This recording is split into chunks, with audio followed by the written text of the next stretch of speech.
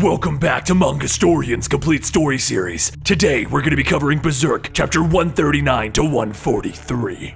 In our last video, we were following the prostitutes within the refugee camp by the Tower of Conviction. Luca, the leader of the group, noticed that a friend and fellow prostitute, Nina, had been acting strangely and decided to follow her one night. But being in the care of Luca, Casca wanders closely behind her into the mountains. Under the cover of night, Nina leads Joachim to a group of people who are all heading into a cave on the mountain. As the two reach it, they look on to see many people either dancing around a fire or participating in a massive orgy. With the moans of men and women filling the cavern, a band begins to play music and a cooking pot on the fire is being stirred. But behind the smoke coming from the pot sits a man with a goat head and several women crawling all over him. Joachim watches, not knowing what to say or do, and Nina pulls on his hand, telling him that it is time that they descended. Behind them, Luca watches, telling herself that she knew that there was something wrong. A woman is being stripped down and Joachim watches as Nina starts to kiss the other women. After the women are done covering Nina's body with a liquid, she holds out her hands, telling Joachim to come. Let them become one and fly away together. Joachim starts to touch and kiss Nina's body, and he asks what is this stuff all over her, and suddenly everything around them begins to mix together as if everyone there was a part of the same liquid.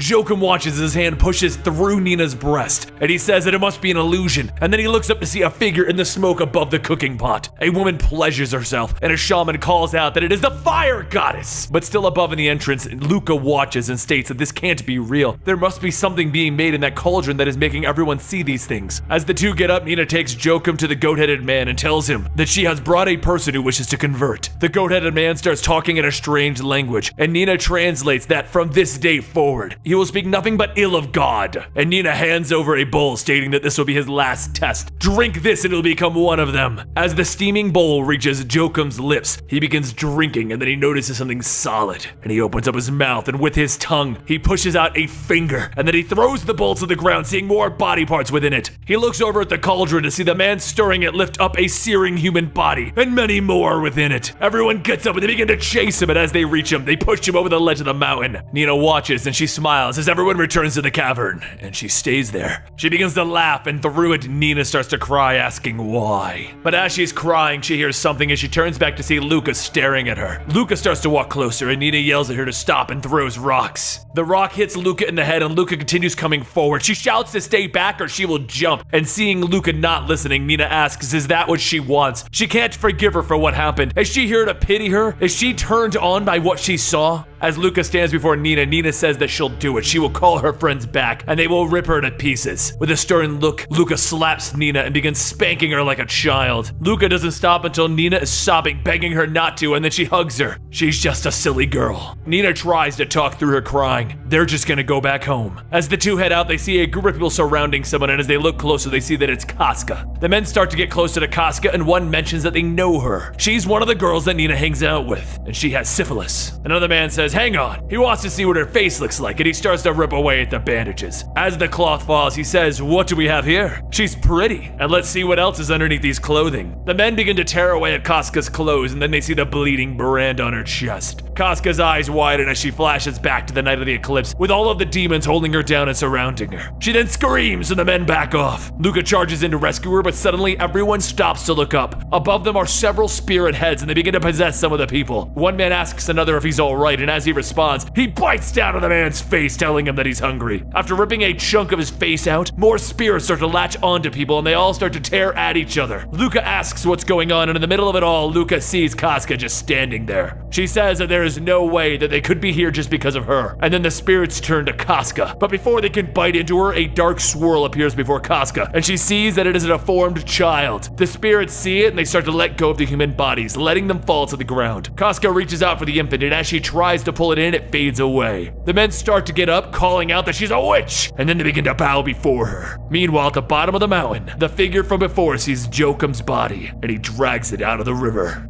Elsewhere, as the sun starts to rise, Ishidoro finally catches up to Guts, who is resting on a tree stump after a long night of running. But what Ishidoro sees is that Guts isn't holding his sword, and Ishidoro decides that maybe he'll take it. However, try as he might, he can't even lift it. And that's when Puck stares at him. Puck tells him, you've got to use your power to move it! And then he stops bopping Ishidoro on the face with his stick. Puck says that he's a fairy and his name is Puck, and with his power, he should be able to lift it now. Ishidoro goes back to pulling on the sword, and slowly he begins to lift it, until Puck jumps on the hill hilt, causing it to fall on top of him. Puck calls out to Guts, telling him to come look! I caught us a thief! Ishidara looks over and Guts is standing there staring at him, and then he grabs his sword. He tells him, "This is not a kid's sword. You've been chasing me all day and night. What do you want?" Puck looks at him and says, "Maybe he wants to be a pupil." And Ishidara snaps, "No way. I don't want to learn anything from you." Guts smiles, and then he asks him, "You're wielding a sword, right? You must be a swordsman. Have you ever killed anyone?" Ishidara stutters, stating, "Of course I have. It's only like 1 or 2. Guts starts to walk off, telling him it really doesn't matter. You shouldn't be hanging around me anyway, because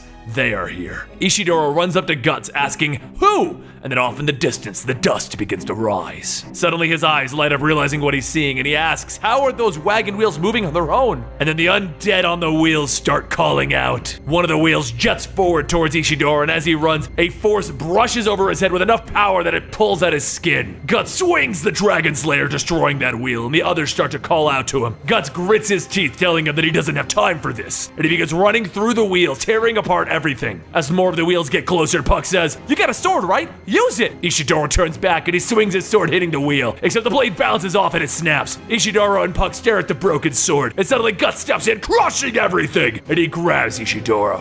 Before Ishidara can ask what's going on, Guts tosses him off the side, and he begins to make his escape. Some time passes as Guts continues running, and Puck says that he might want to slow down. "You haven't rested since yesterday. Any longer and you just may collapse." Puck goes on asking what he thinks happened to Ishidara, and Guts suddenly stops without answering. Puck looks forward, asking if it's just another monster, and Guts tells him, "No, I know this one." From the dust, the Skull Knight rides forward, stating that he was following the scent of evil. Who knew that he would see him here? Puck asks Guts, "I thought you didn't have any friends, and with a monster even." But the more Puck looks at the Skull Knight, he begins to think that he looks like someone. Guts tells the Skull Knight that if he's here, there must be the Apostles, and they're probably all going to the same place. Then Guts thinks about it and he says, "No, it must be Godhand." The Skull Knight says that those people can exist anywhere in the world so long as any human has a strong thought, but also at the same time, if the place is too strong with a thought, the bodies cannot be brought there. Guts says, "I don't understand. What are you talking about?" The Skull Knight continues saying that there is an exception to this, and that is when a strong thought exceeds the boundaries. Then a being of Godhand can obtain a physical body, and that can only happen once every 1,000 years. The Skull Knight then asks Guts if he's seen a shining bird in his dream. It's an image everyone in this world has seen. The one that represents the hawk will appear.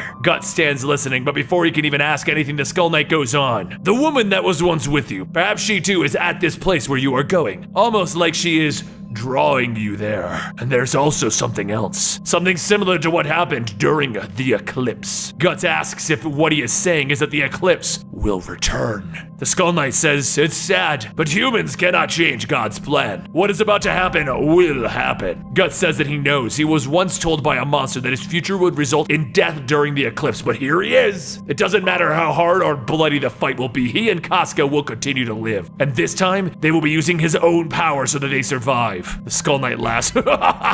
"Perhaps you just might be able to change it after all. However, there will be a decision that needs to be made. Will you continue on to fight the war, or save that person? Because there's only one thing that can be achieved, not both. And until then, I will say my goodbyes until we meet again in the land of God." As the Skull Knight turns to leave, Puck thinks about who he is, and then he says that he had what seemed like a fairy scent. Guts stares forward, telling himself that he needs to save Casca. That is the most important thing to do right now. And as Guts runs forward towards the tower, Ishidara is closely behind, trying to keep up.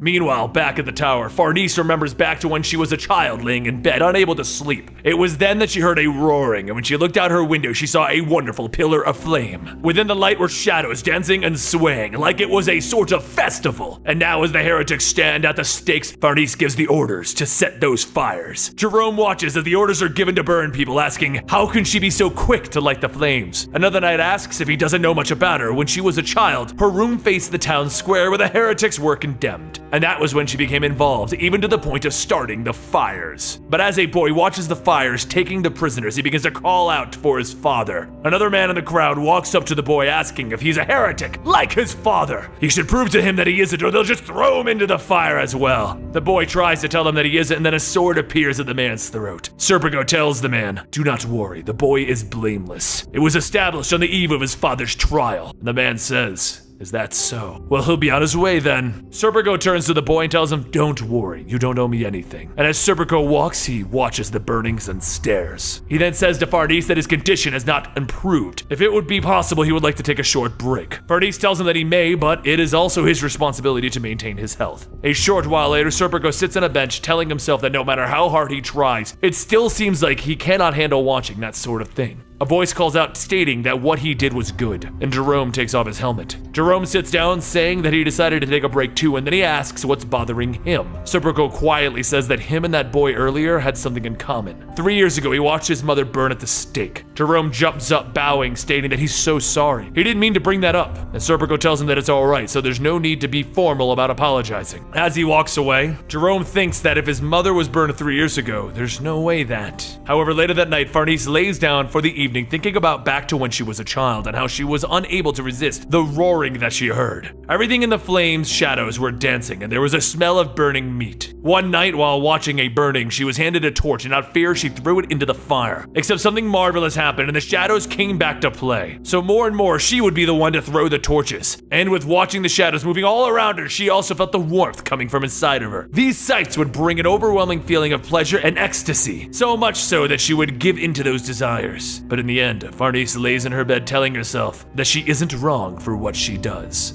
She isn't. And that concludes the return of Guts to our story. We got a lot going on, but don't worry. A lot of crazy fighting is on its way. Don't forget to subscribe to this channel to get Berserk every Friday, and you can also subscribe to get your other favorite manga read to you. And you can follow us on Twitter @MangaStory, and until then, I'll see you next time.